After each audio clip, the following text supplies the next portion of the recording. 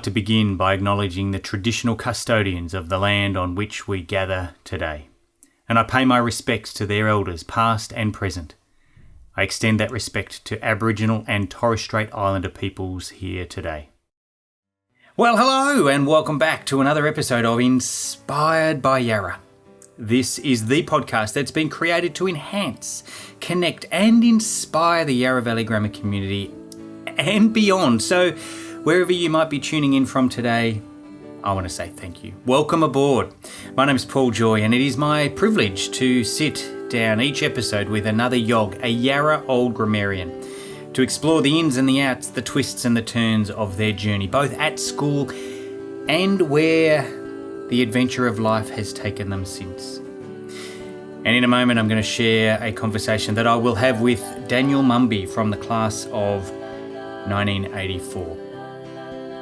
Daniel Mumby actually left Yarra in 1982, and as you're about to find out, quite a character.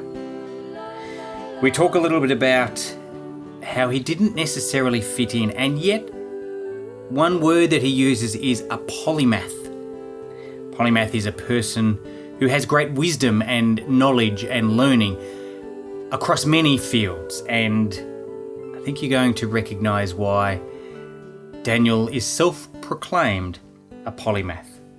It's a fascinating journey. It's an exciting adventure as we sit down with Daniel Mumby from the class of 1984.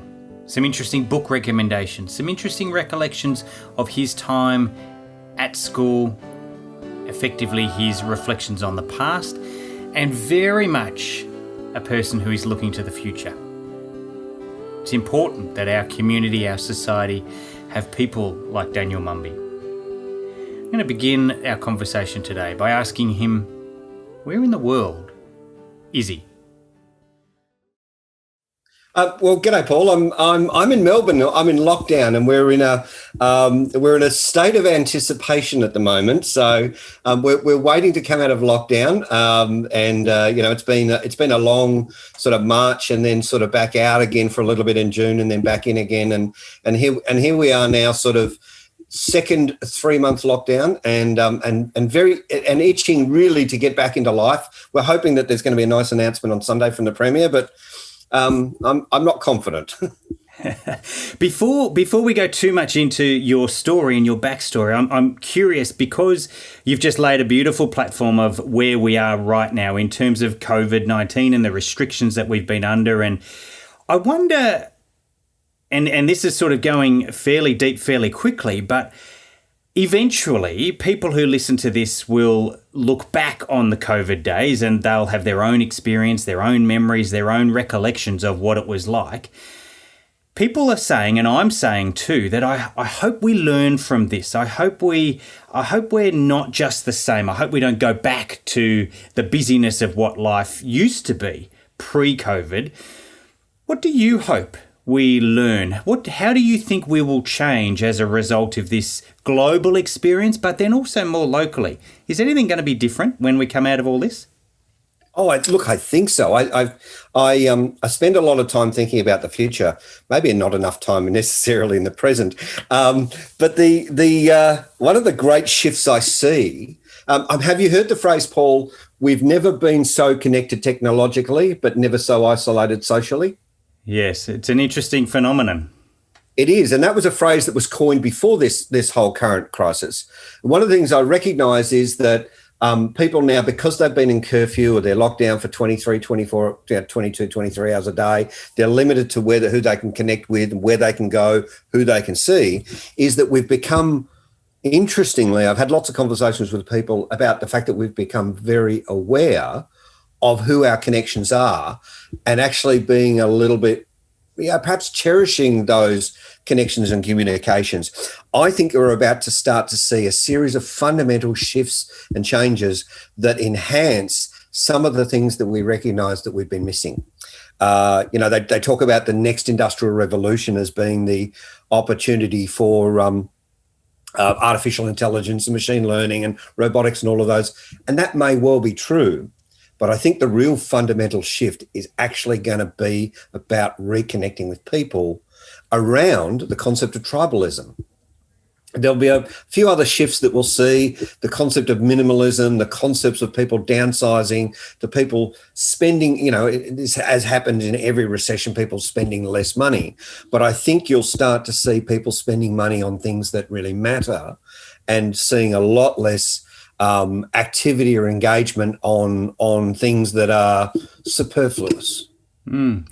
Interesting. And because you are a forward-thinking character, do you think technology is going to play a major role in that? Or in fact, are we going to step away? Because technology has really saved us in lots of ways. Technology has allowed us to do things like this. You're on one part of Melbourne, I'm in another part of Melbourne, and yet we can see each other, we can hear each other. And with technology, people in 2 weeks, 2 months, 2 years are still going to be able to hear this conversation. So technology has got some great strengths. Do you think technology will be part of our future in increasing measures, or actually are we going to go back to actually face-to-face? Well, in some respects, firstly, let me say I hope so, because I'm a technology investor and a venture capitalist. So, commercially speaking, I'm betting on the tech, if you will.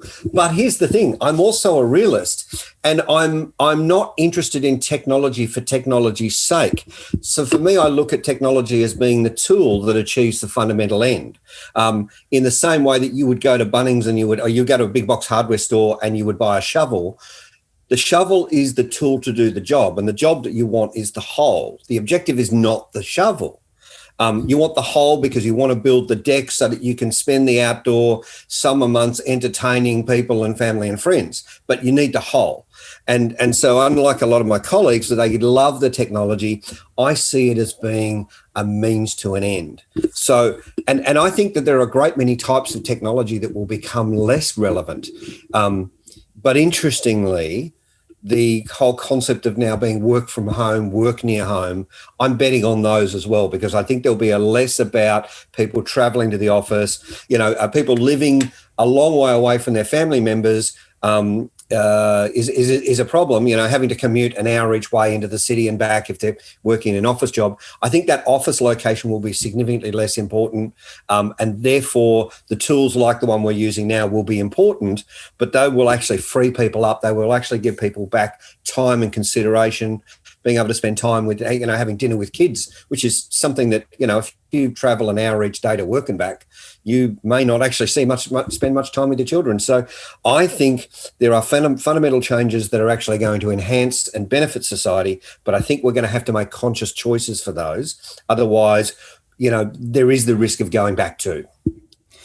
I totally agree with you. I think you're right. And I hope that as people listen, and that maybe our audience need to rewind the last 3 minutes and just see where you stack up. How do you stack up with the extra time that possibly you have gained because commuting has maybe gone out of the equation for your experience?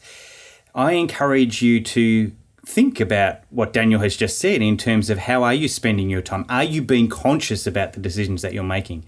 So, Daniel, I appreciate those little thoughts, and I'm fascinated with your ability to be thinking forward. And as you say, that's economically, that's part of what you want to be able to do well. And that is, I imagine, predict which, from a technology perspective, which ideas, which concepts, which technologies are going to become part of the norm. And is that, am I right in that your role now is to almost support those ventures, those ideas that are going to come true or go big, and you back them, and then you're banking on their success for your success? Is that kind of what you're doing now? What do you call yourself? What's your role? It's actually close. So I call myself a venture capitalist, but I'm actually a venture catalyst. In fact, I'm moving one step further beyond now. So I'd like to think that I'm a fellow that can join the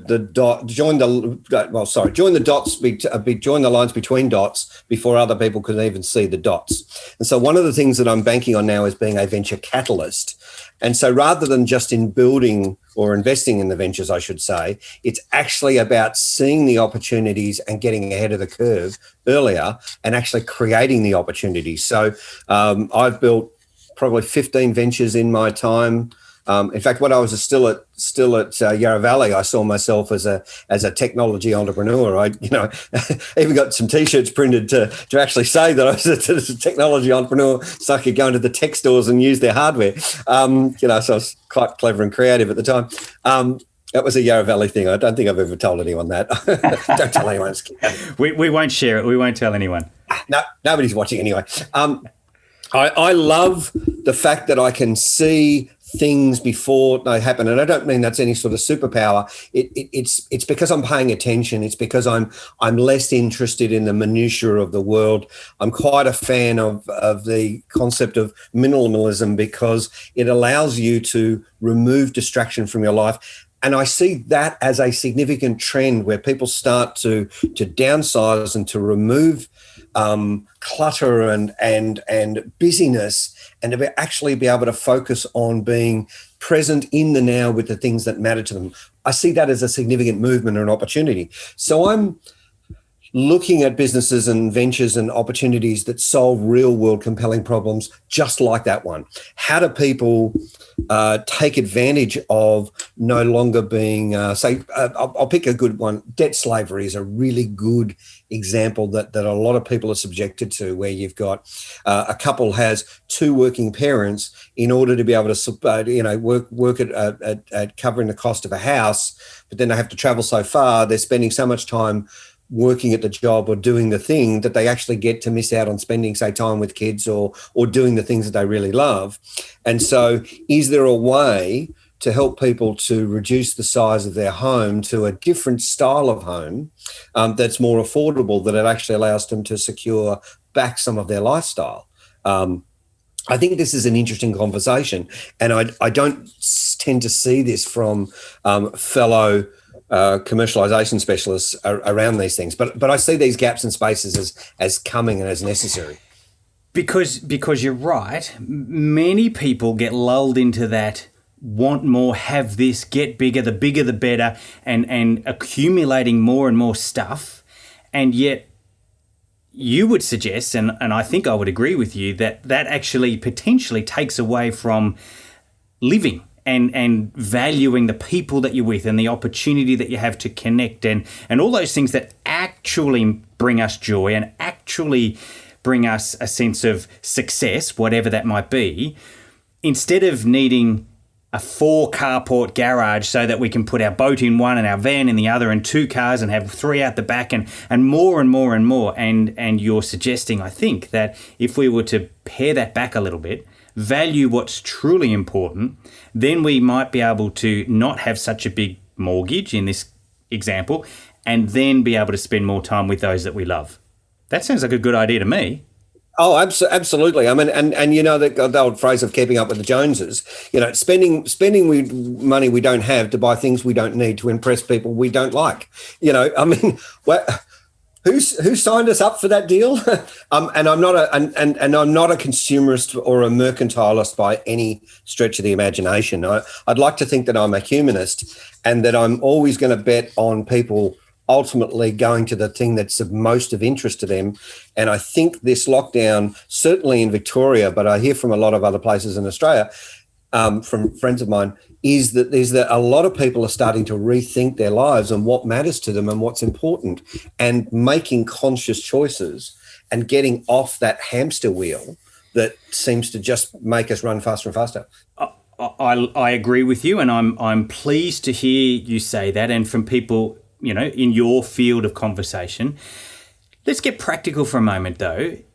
Do you, in your experience, do you find that even consciously or subconsciously thinking about how do I want things to be different, how do I place value in the right places, is thinking about it enough, or do you think, I don't know, journaling, writing it down, talking about it with others, how does one go beyond just thinking, or is just thinking enough?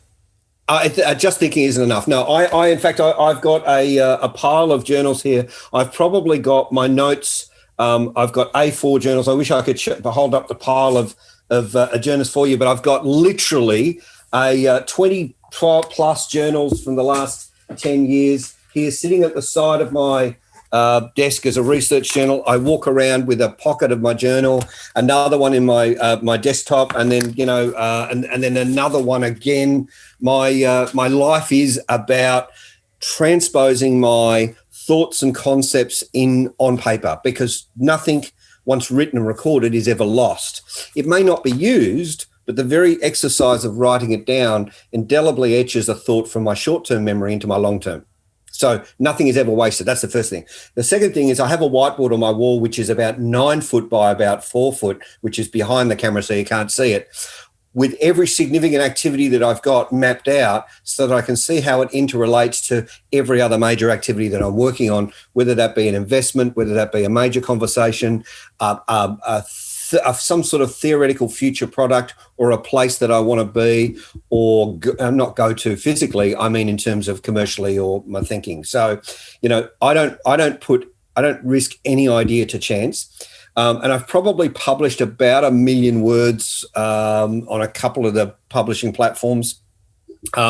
So I document my thoughts pretty reasonably, and that, I reckon, that reinforces my thinking style of thinking about where I want to go to and where I am now, and what's the gap story about how do I go from where I am to where I want to get to.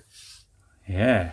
And that's the exciting bit. And I love that analogy that you mentioned of what you aim to be is the person who can see the line between the dots before anybody else has even seen the dots. And by mapping it out as you do on that big whiteboard, which is a big overview of all of the things that you've got cooking at the moment, and then seeing the connections and perhaps even some of the pathways to move you forward is super exciting and a great methodology. I wonder whether you exhibited any of those type of behaviours when you were, say, at school, a 14, 15-year-old. Are you at that point, if you can go back that far, I don't mean to be disrespectful, but I mean in terms of your natural inclination is to go forward, not backward, and I appreciate that and applaud that. But, was there anything in your growing up, in your education, in your childhood that lent you toward looking for the opportunities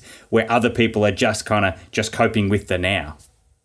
Yeah, I'm glad, Paul. I'm glad you raised it. We sort of it's something I wanted to touch on. Well, we did touch on in the introduction, before the pre-introduction, but it's worth bringing up now. So, was there anything in my background or my behaviour? Yes. So I'm what you would call a polymath, and it's worth looking up if you don't know that, especially if you've got kids. I was quite bright, but I was also a little bit disconnected from my social environment, from my school, which is sort of why I leapt out of school.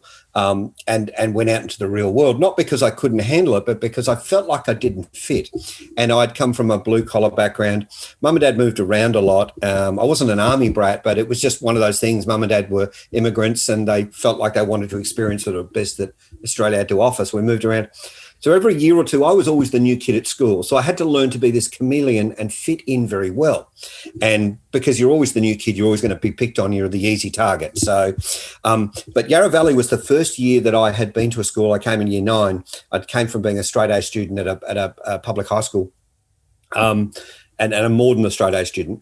But I felt like suddenly I was a fish out of water, because I was suddenly in amongst a whole lot of other people who were bright, but at the same time, they didn't think like I did, and they came from family with money, and my parents were probably still paying off the debt now from high school. So I was a little bit disconnected from the school environment, and I didn't quite know how to fit. I came from a public school into a private school, from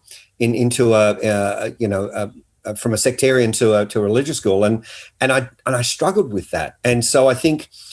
The one of the things, and I spoke with Rosie Brown about this, about the fact that I didn't quite understand my place. Now, that was in some respects a benefit, and it's probably why I jumped out of school a little early. But let's see if I can make some sense of this and give your audience some context. There are people that look like they don't fit, or that they are a square peg in a round hole. It's probably that when you find people like that you haven't recognized their superpower yet. Mine was there. Mine was that ability to see things that didn't exist. It's just that sometimes those things aren't recognizable. When you find somebody that's a little bit broken is the wrong word. It's not broken. It's they're disconnected. It's, I know I have attention deficit hyperactivity disorder thing, whatever that is. But that's the symptom. That's not the cause. The cause is I was always interested in everything. And so I didn't have a very long attention span. And so, I would study the thing at school and it was interesting for 5 minutes and I would move on, but everybody else was all back doing that. I already got it and moved on from that. And so I was not getting what I needed from the school. That's a really powerful thing if you can recognize for that. It probably took me another 20 years before I recognized that that's why I struggled with school. And in hindsight, I probably could have gone faster in knowing that earlier. But also here's the beauty of it. Every experience that you have, whether positive or negative, is never wasted. It's always of benefit to you at some point in your life because it gives you insight. And, there's a wise saying, those who neglect to learn from history's mistakes are oft to repeat them. But the converse is also true. The opportunity to learn from history's mistakes and failures gives you an advancement beyond many other people. Absolutely. And it's interesting, and it's certainly a very positive way to reflect on your schooling in regards to that. While there were challenges, there is learning and lessons and valuable takeaways from those challenges, whether they be socially or academically. But I also appreciate the notion of approaching your experience of school in the idea that actually you had already consumed that thought, that idea, and you had moved forward. And I like that thinking and that planning and that mindset that you've got, that you're always looking for the next thing, the next, moving forward. And yet you whether you do it, you certainly say it, that there is benefit and value in learning the lessons from the past. And I think that's really helpful. Let's look at another perspective of your schooling, at least. This is called the Inspired by Yarra podcast. And so I want to have a little bit of a play around with where you used to hang out and what you would do while you were at school. Like you've said that you were into tech and you even were entrepreneurial in that you made T-shirts and that almost assigned you to something to try and get you into somewhere and so forth. But what were the sort of things that grabbed your attention, albeit maybe for a short time, while you were at school? Well, Paul, I'm glad you asked because this is sort of a little bit of a follow-on answer to your previous question as well. So I talked a bit about the fact that I'd published about 1 million words. I've got a couple of books going on at the moment, and I write prolifically, and I'm probably one of the most connected people on LinkedIn in terms of that, and I've done that through my content.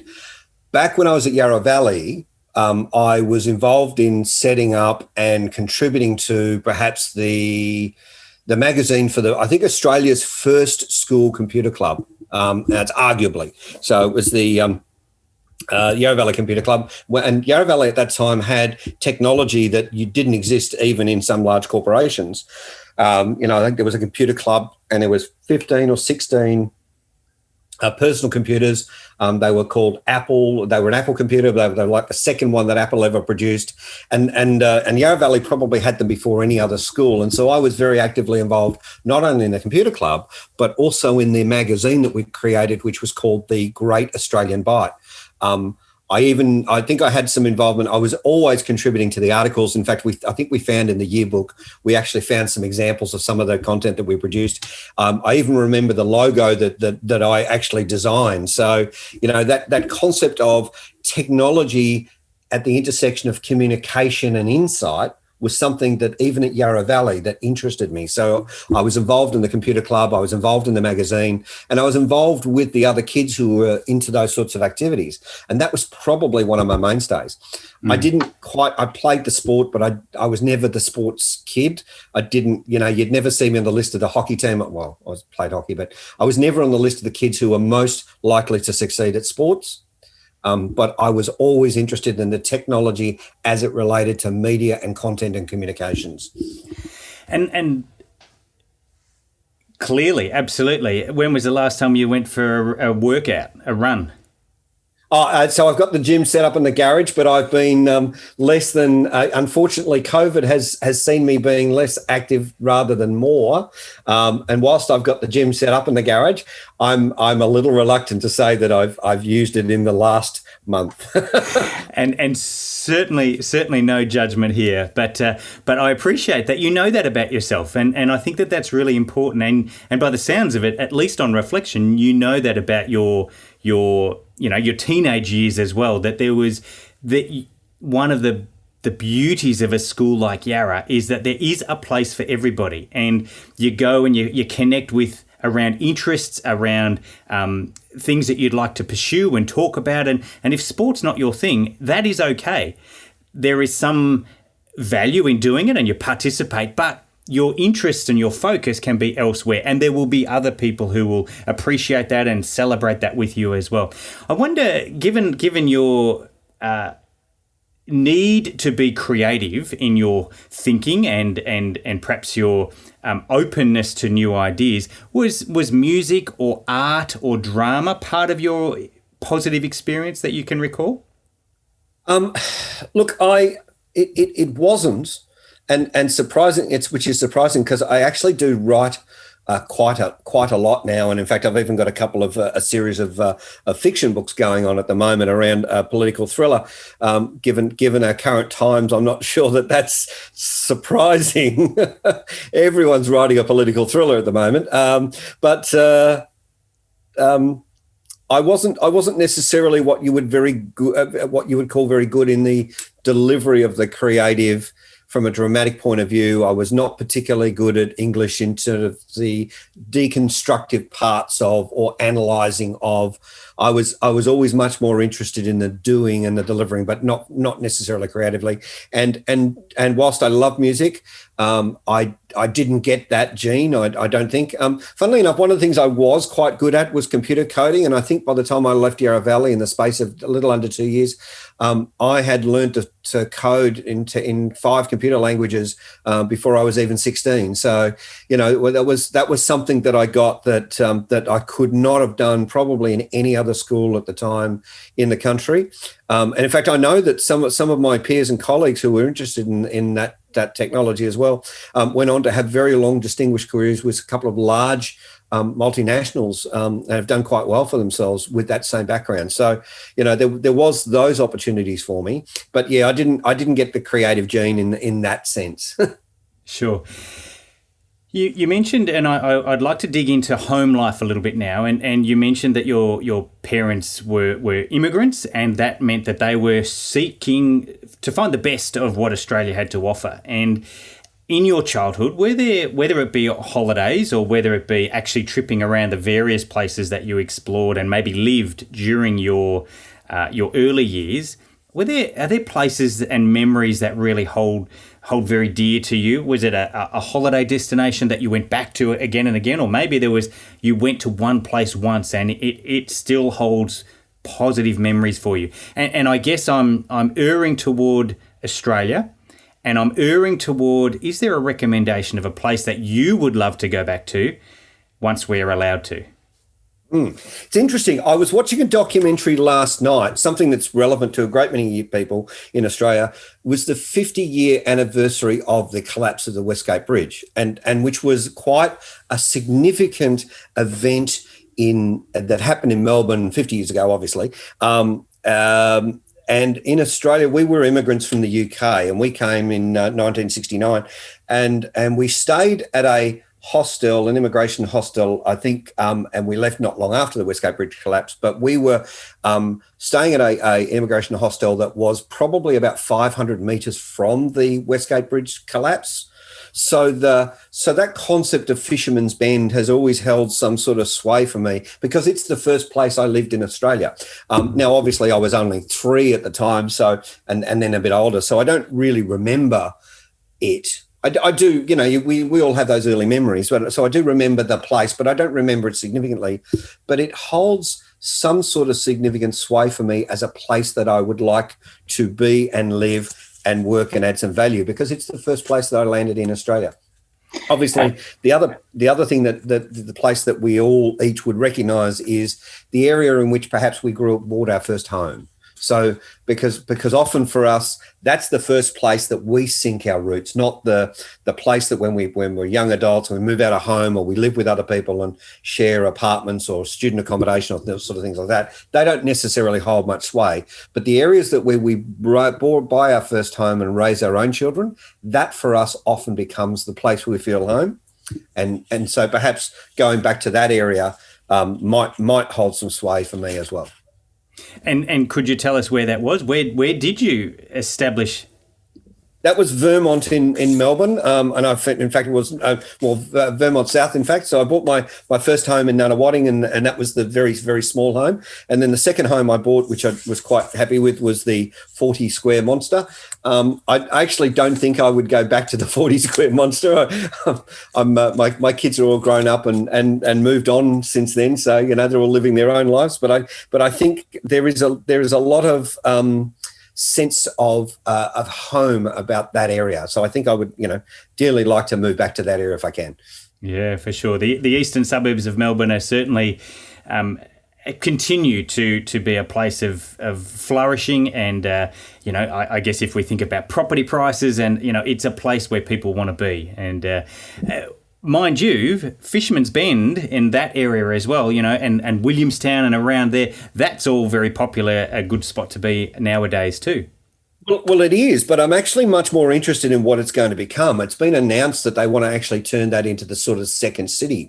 And so as a venture capitalist, as a venture creator, I'm interested in the people that might want to move into that space as it transitions from becoming an industrial area to becoming a knowledge or creativity center. So I'm interested in whether that might then attract some of Melbourne's best and brightest as a centre of excellence or opportunity, and so I see the trends that I see around helping people around how people live and work and collaborate and create together, and they're the gaps and spaces that I'm really interested in. So I like Fisherman's Bend from the point of view of the historical, but I also like it because it's as much in my future as it is in my past.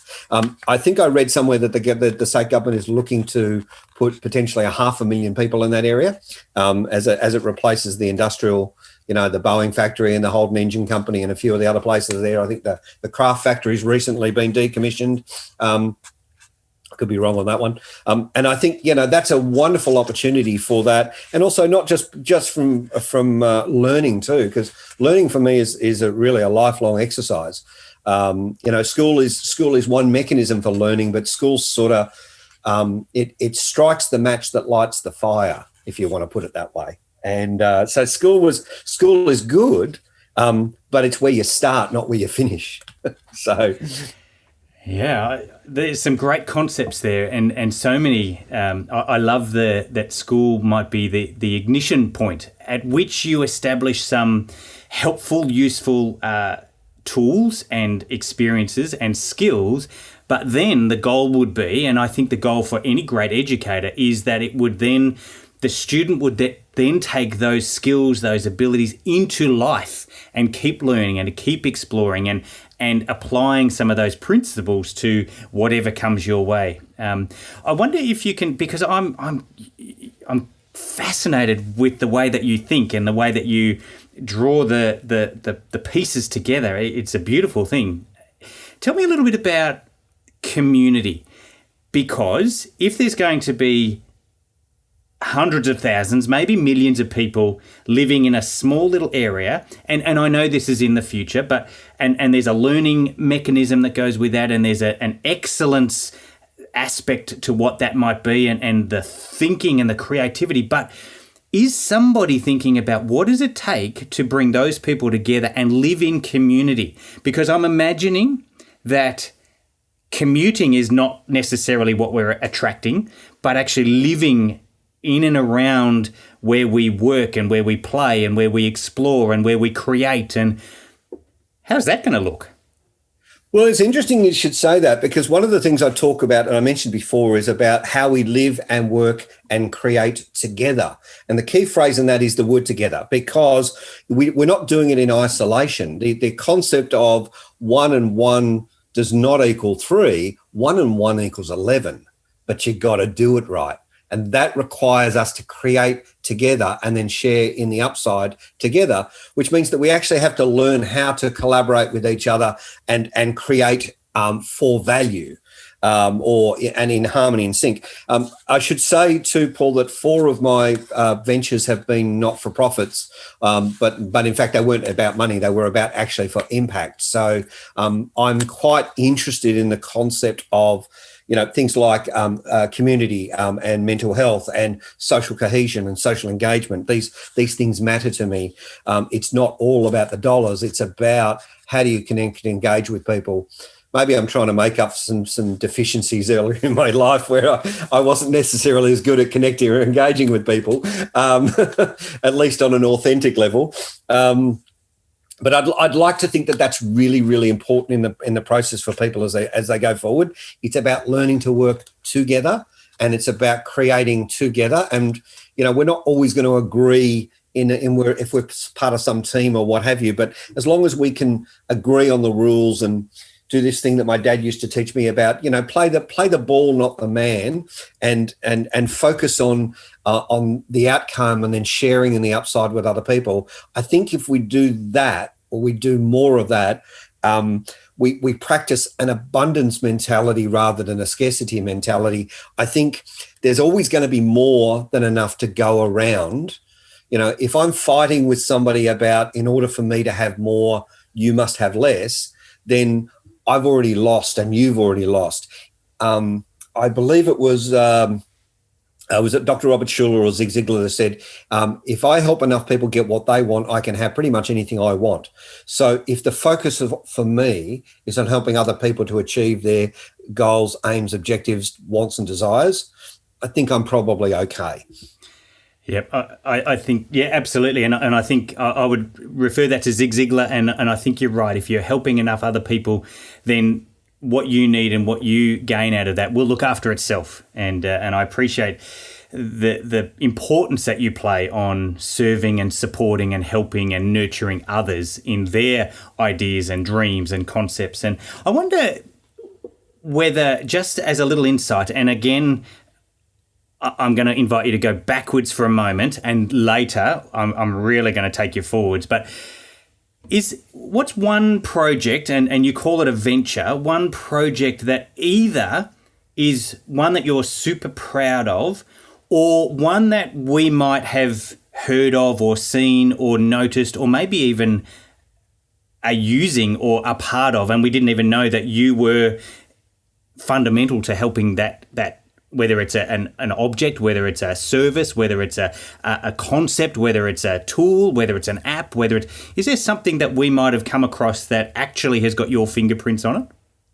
Yeah, look, there are a couple, but some of them are really sort of in growth mode at the moment. There's a couple in some technology and one in drones and a couple of others. But because they are in growth mode, I'm a little reticent to say. I did work for, maybe I'll take a step back there for a second.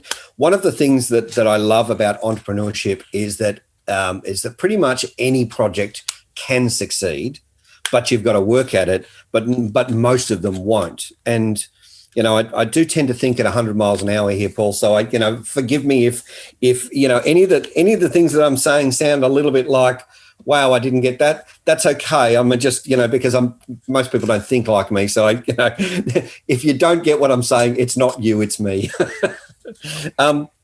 I love the fact that in entrepreneurship that any project just about can succeed, but the majority of the most won't. The thing that matters in entrepreneurship is the concept of resilience, of falling over and getting up again and getting up again and getting up again. And was it the Japanese phrase, fall down 7 times, get up 8, which sounds intuitive. Well, of course I fall down 7 times, I'm going to get up an 8th. No, you fall down once, you get up once. You fall down a second time, you get up a second time. The Japanese concept is you fall down 7 times, you get up 7, and then you get up 8. And so eventually what happens is you lift yourself. I was saying before about the fact that that nothing is wasted, and it's very, very true in entrepreneurship.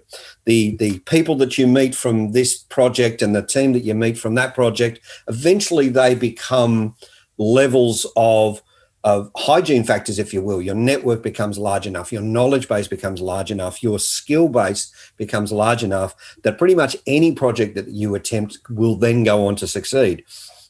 The thing about the projects that I'm mostly working on at the moment is I'm interested in the mechanisms of success so that any project can work. And you'll see a scenario that goes from never having heard of any of the things I worked on before to suddenly seeing my name everywhere. That's not a fame thing. That's just a recognition that in the entrepreneurship space, it's not a linear progression. It's an exponential mechanism.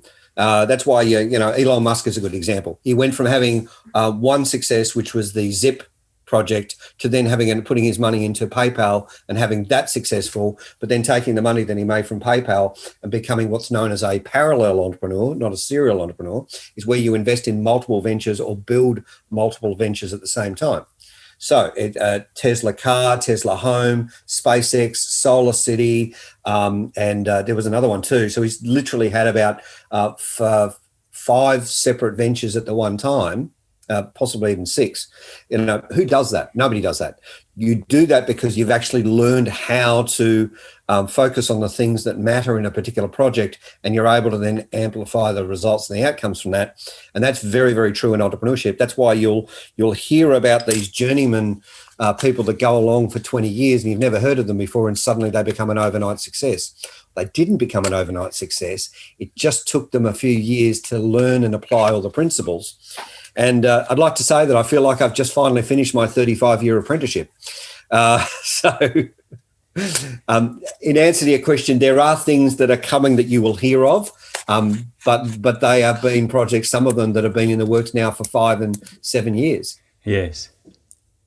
And certainly, look, I really appreciate that and the reality of that scenario. And resilience is certainly a word, a concept, a character trait that we're talking about increasingly in schools.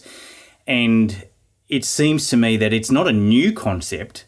It's something that we've been working at and learning. We've just perhaps made the phrase a little bit more spunky now, and it's the sort of thing that everybody's talking about, resilience. But I appreciate that over the long haul, and an apprenticeship is a good way of thinking about it, is that you've just got to keep showing up. You've got to keep turning up, and even when it's cold outside, even when your fingers are you can't even feel your fingers because it's that cold, or whatever those parts of your role, your experience, your day to day are that are not necessarily what you leap out of bed for. You've got to go through those bits to be able to enjoy and learn, to be able to then enjoy the fruits of that hard work over the long haul. And you're a celebration of that, and I love that. And looking forward to seeing your name everywhere, because we want to continue to be proud of our YOGs, our Yarra Old Grammarians, and seeing where your fingerprints show up all over the place. I'm excited for that. Well, it's certainly going to be a little fun over the next little while. One of the things that I'm quite prepared to pay the price on, Paul, is that what I'm doing will either work or it won't, but I won't die wondering. The thing that my father and my grandfather instilled in me, apart from a very good work ethic, was that is if you don't try, the one thing you'll always have to live with your life at the end of your life is the regret. I will never have the regret of attempting to become the person that I was always meant to be. And that's the journey I'm on, the journey of self, of becoming that 16-year-old version of me back then that I was at Yarra Valley, and now becoming that person. And as I said, it's a 35-year apprenticeship. It's taken that long for me to learn all the things that I needed to know. And I'd like to think that I'm probably at the top of my field now in terms of knowledge and experience and actionable intelligence, if you want to call it that, if not necessarily past track record of results. But you couldn't buy the learnings and the apprenticeship that I've had over the last 30 years. I'll tell you, it's Uh, you don't buy resilience. You get resilience by turning up, by showing up, by getting knocked down, by getting back up again, and getting knocked back down and getting up again. That's and what was it? They say it's survival of the fittest, but in fact, I actually believe it's survival of the most adaptable. And so, if you want to survive in this modern age, as our ancestors did for the last million years, or depending on how you believe, so for the last 6,000, is the people who are the most adaptable are the ones that survive and thrive both in hard times and good. And either way, you're going to have a few bumps and grazes and a few scraped knuckles along the way, no doubt. Yeah, it's not the people who are the most likely to succeed that succeed. It's the people who are most likely to change, and learning to be adaptable and go, oh, that didn't work. What can I learn from that? And then going, all right, that hurt. Failure hurt. Next time I'll learn to duck. And and eventually I have a phrase that eventually you get so good at failing that you end up failing to fail. Yes. Yeah, fair enough. I like that. I like it. Daniel, I wonder if we might move into, the lightning round, where I'm going to throw a whole bunch of questions at you, and some of them will stick and you'll have a one-word answer, and others that might need a sentence to describe it, and some may have gone from your memory. And we're going to kind of cast our minds back to a little bit of your experience of Yarra, and then some of your thoughts as we begin to round up our conversation, which I have enjoyed immensely so far. Daniel Mumby. Questions too, by the way, Paul. Thank you. I wonder, well, we'll see how we go with these questions. Can you remember what house you were in when you were at Yarra? Oh, yellow Hughes. Hughes, well done. Yes, very good. Very good. Holy moly. That's good. Tell me, can you recall something that we would have found in your lunchbox while you were a kid at school? Actually, no. The amount of times I went to school without lunch, because I'm not a kid that eats lunch. I still don't eat lunch today. No. How did you get to school? How did you travel? Bus. Oh, it was an hour each way by bus. Okay. And where were you coming from at that point? Mount Evelyn. Okay. And tell me a little bit about the journey. I know that you had certain groups that you connected with and maybe many that you didn't. But was there something special about the bus crew, your bus, that did you have a seat on the bus and you went to the same seat every time or next to the same person every time? What was that experience like? I don't remember, because I think for me, I'd get on the bus and I would read a book, and I've got a book and I read prolifically. So my head was in the book. Okay. Tell me if you could recommend to your 16-year-old self a book, whether it was one from then or one from that you've read recently. What's a book that you think would be, I don't know, let's put it on the required reading list for teenagers? I'm gonna pick two, but I'm not gonna pick two for the reasons you think. And one is the book that I read every year, and I was given it when I was 21, 22. I wish I'd been given it earlier. Think and Grow Rich by Napoleon Hill, which is actually not about money. It's about a richness of the mind and a richness of the spirit and a richness of the heart and of the soul. And I reread that book every year for its intrinsic benefits. It's a very, very powerful book. I think I've given away probably 50 copies of that same book to other people. The second book that I'd read, and I'd probably read it as an adult, maybe every couple of years, probably not as much as I should, but also for the depth of thinking, is I actually read the Bible. Now, I don't read the Bible from a religious sense. What I do is I read it from an insight and a guidance sense to say, what is it that other smart people know that I don't? What am I missing out on? What context or understanding or sentiment or insight can I glean from the wisdom and experiences of others? So whilst I have a deep spirituality myself, I'm not suggesting people read it necessarily from a religious point of view. But, hey, look, it's been around a couple of thousand years. It was a bestseller, and it wasn't written actually by one person. So, it's a pretty damn good story just in itself. But there's a lot of insights and wisdoms in it that are worth a read. You could do worse reading that versus perhaps picking up a Mills and Boon novel or reading a car magazine. How's that? I appreciate both of those recommendations very much. And you're right. Look, a book, a collection of stories, a collection of wisdom like the Bible wouldn't still be around and wouldn't still be a bestseller if there wasn't something in there of value. And I appreciate that. You can come at it from a range of different approaches, and there's probably value to be found with however you approach it if you're ready to receive. So I appreciate that recommendation. Do you remember, and you can't say neither, although you'll want to say neither, if you had to go to house swimming or house athletics, what would be your preference? I'd go athletics. Firstly, because I still can't swim. I'm a terrible swimmer. But I love the cross country, and I actually wasn't too bad at it. It was probably the one sport that I love. So athletics. Very good. If I was coming over to your place for dinner, what would be your dish of speciality? What's something that you would serve up? What's something you're good at? See, I've actually got, I do actually love the good old traditional old English cooking because I like that concept of it. But meals are something that's really important to me because, meals are where we break bread, where we connect with people. We talk over coffee, but we connect over a meal. And so that's where the humanity is.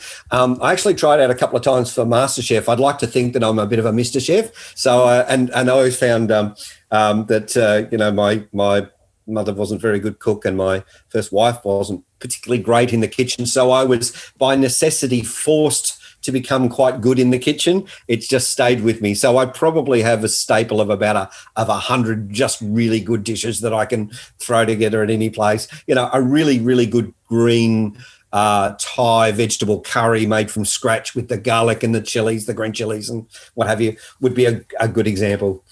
Fantastic. That sounds really good. Take me out of the picture and you get to invite 3 people from past, present, future, history, alive or not. Who are a couple of people that you'd like to sit down and connect with? Not just talk over coffee, but really connect. Really connect with. Now I'm going to give you one weird one, but I'm going to preface it by saying that there's a reason for it because of a very specific thing. But look, one of the most famous thinkers that I would love to connect with, obviously, is Albert Einstein, of course, for his sheer capacity and brilliance. But his brilliance actually, even though he had the summer of 1909 was where he had the 5 patentable inventions, and that was his big time. But in fact, it was actually his later in life when he was where he was more successful and more well known, where he had some of his greatest insights, not just in the technological space. So Albert Einstein, of course. The third one I'm going to leave for a second here, but I'm going to tell you why I'm going to pick the third one in a second. But he was about his capacity to help other people overcome, but it's not going to be a popular choice. The second one would be George Bernard Shaw, for his ability to look at life and glean his insights from situations and events and turn that into life lessons. And our third one, now I'm going to be careful of this because don't misinterpret it, but in fact, Adolf Hitler. And I'll tell you why. Not because I don't have any admiration for the man at all, but he saw a problem of Germany in the 1920s that was crushed from the First World War, and he saw an opportunity to lift other people out. Now, his method was wrong and he did it wrong, but he had an insight around being able to inspire people and direct them to a common cause for all of the things that are wrong, but there were things that he did and saw and recognized that were right. His method was wrong, but his intent, ultimately in terms of lifting Germany out of its malaise, and the fact that it had a debt that would be equivalent these days of probably $20 trillion, and being able to want to lift Germany out of that debt, his insights and perspective on that would be remarkable, if not terrible. I think, like no conversation on the Inspired by Yarra podcast that I've had to date, am I going to need to go back and re-listen to some of this conversation? And you did preface it before of saying, if you can't keep up with me, it's not you, it's me. But just the depth of your thinking and reflection and exploration of ideas and concepts, and I love your willingness to not just go with the traditional and maybe cause us to think and to ponder a little bit. I really, really appreciate that. Daniel, you've been really generous with your time. And as we start to wrap up, I mean, I would love to keep going. We might have to get you for part 2 sometime soon, but I tell you what, I'd love to do a follow-up in a couple of years too, Paul, and see, Dan, you were saying about bloody blah, how did that go? And yep, failed dismally or was right on the money. Yes, absolutely. For sure. Tell me, I'm going to offer you a term, a concept that you may or may not be familiar with. It's actually the school motto, Levavi Oculus. And I wonder, do you recall what that means? I can help you if you need to. Levavi Oculus. You may be able to help me because it may, in fact, without my Latin is terrible these days. My Vendi Vidi Vici is still there, but a lot of the other isn't still. Although one of my most famous quotes is actually from the Shakespeare play Julius Caesar, which is about often quoted by Winston Churchill. So, no, I'll tell you what. I don't know what it means. So would you remind me? Sure. Let's see how relevant it is. And that's right. And I guess once I give it to you in English, I wonder if you would reflect on it and see what it means. Levavi Oculus, to lift up my eyes. What does it mean as an idea, as a concept for a school to adopt, to instill in their students, with success or not, to lift up your eyes? You can't, from a school perspective, is sort of a little hard, but I can think from an individual perspective is that I can't see the horizon if I'm looking down at my feet. So the thing that I'm always, if you could imagine an individual as an exemplar or an avatar of me, is that you would see me on the prow of a ship with from the 1700s, looking out to the horizon off there, there's where we're going out there beyond. I'm not the guy hoisting up the sail. I'm the guy out on the thing. So the concept, as it turns out, of lifting up your eyes is really relevant to the nature of my life. Absolutely. Seeing into the future. Yeah, for sure. And so even though you couldn't quote it, you've lived it.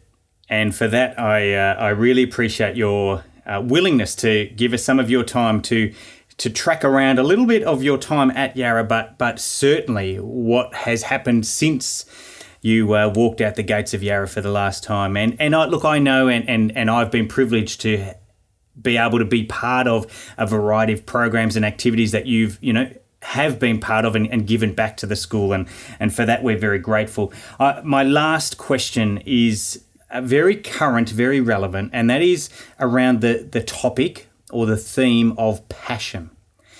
And that's because yesterday I presented to a group of Year 9 students. So we're looking at 14, 15-year-olds, and if you had 2 minutes with a group of 150 students and you were to talk about passion, I wonder what are some of the key messages that you might want to convey? So passion is something that I talk and write a lot about, but I talk about it not from the point of just doing your passion or whatever that is. I've been fortunate enough to come back to the school and be involved in a couple of entrepreneurial projects and some guidance with a couple of the other old grammarians as well through Rosie Brown, and I really look forward to doing that again if I can. And so this is something that we talk about, or we've talked about in some of the schools as well. There's an old concept of the Japanese concept of, it's called the reason for being. And the Japanese name for it is called ikigai. And it's essentially these 4 overlapping circles, one of which is passion. But the other 4, and I always forget one of them, but essentially it's passion, it's mission, it's profession, it's vocation. And if you can try and figure out how to get those 4 circles overlapping, you end up with a scenario where you are in the sweet spot of your life. And that sweet spot can carry you for a very long time, mind you. So it's the concept of, what am I good at? What do I love? What does the world need? And what will it pay for? And if I can figure out how to get those 4 circles overlapping, my passion, my vision, mission, my vocation, and my profession are all now completely in sync. So I would say, when it comes to the concept of passion, don't do it at the expense of everything else. Do it in consideration of how it fits with everything else, and eventually it'll make some sense coming to you. It might take a little while circling around it, but I would urge people to look up that concept of Ikigai, Ikigai, and all will be made clear by looking at the image of that document. Daniel Mumby, I just have really appreciated the depth and the breadth that you've taken us on this journey today, and really appreciate both your time but also your insight and your reflective, and as much as you look forward, and we love that about you, and we need people like that. You've certainly learned from your past and your history and your journey, and people who have gone before you, and so I really appreciate that you've been able to pull all of those perhaps flailing ideas and brought them all back in a really succinct way. And as I did mention, I certainly am going to go running with you at some stage, at least in my ears, as I listen to another podcast of an Inspired by Yarra podcast with yourself. So thank you for your generosity. Thanks for your storytelling. Thanks for the wisdom that you've been able to impart to us today. And as the podcast is called Inspired by Yarra, I think that there are certainly traces of your journey that have absolutely been instigated and inspired by your time at Yarra, and you continue to be an inspiration to Yarra. So for that, we thank you. Thank you. Can I leave you with one thought? Absolutely. Okay. And by the way, thank you for having me on. One of the things that I had, it's been shared with me, and you can bring this back into the podcast if you want to move it around. One of the things that has been given to me, one of the lessons that I've been taught, is that I have been the recipient of great mentoring by many great mentors. And as someone who is being mentored, as a protege, it's been impressed upon me that I have an obligation to pay that forward to other people. So my honour is to be able to share some of the insights and wisdoms that I've learned by being on the shoulders of other giants, of being on the shoulders of giants, if you will. So as we receive that mentoring, we have an obligation to pay that forward to other people. So the privilege, I have to say, is mine, the opportunity to share some of the insights and wisdoms that I've learned and applied through my life. This is completely and entirely my honour, and thank you for asking me to come on the show. I genuinely do appreciate it. I look forward to sharing those honours with others. I hope that your audience has the opportunity to share their insights and wisdoms with others, as I get to do with mine. And it's very much a privilege, I have to say. Thank you. Well, what did I tell you? A fascinating conversation, an interesting character, isn't he?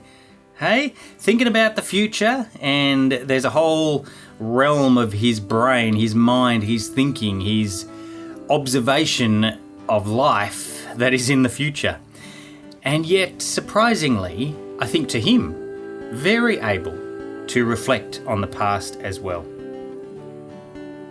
Some interesting thoughts and observations of the world and where we're at now, and perhaps where we need to go in the future. I liked the analogy of, or at least the little slogan that says, we talk over coffee, but we connect over a meal. And I hope that in some part, even though Daniel and I actually literally were both having a coffee at either end of our phone call, that it was more like a connection rather than just a talk. I hope that you found some interesting perspectives and some things that would help you to ponder. As I mentioned partway through the conversation, there are bits in there that I'm going to want to go back and listen again. I apologise for any hiccups in the audio, but we've done our best. And I appreciate you enjoying these podcasts. And look, as always, we would encourage you and appreciate if you would share this episode with somebody who you think might appreciate it as well. And I hope you'll join us again next episode, when we too will sit down with another YOG to see how they too have been inspired by Yarra. And to make sure that you don't miss any of our upcoming conversations, you can subscribe on whatever app player you might be listening to this from. Hit subscribe, and that way you'll never miss an episode. My name's Paul Joy, and on behalf of everybody here at Yarra, and especially the team of people who put these conversations and put them into this podcast for you, I want to wish you another day of inspiration where you head on out there to whatever challenge, obstacle, adventure that might come your way today. That you would, with intentionality, make a positive difference in the world around you.